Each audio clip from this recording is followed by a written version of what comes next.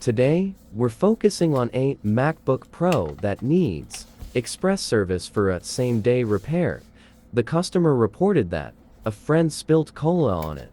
First, I'll remove the back cover to inspect the damage. Upon examining the motherboard, I noticed signs of liquid damage on the logic board.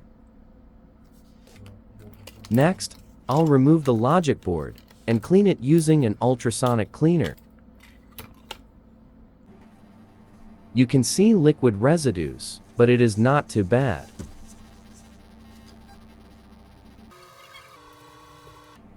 After cleaning, you can see that the corrosion has been removed. I'll check for any shorts to ground or faulty components.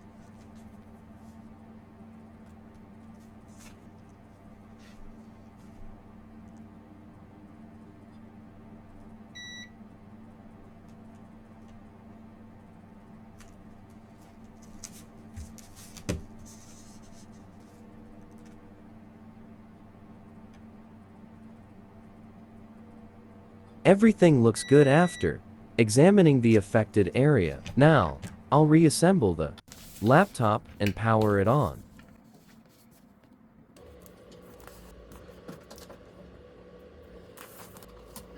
Excellent!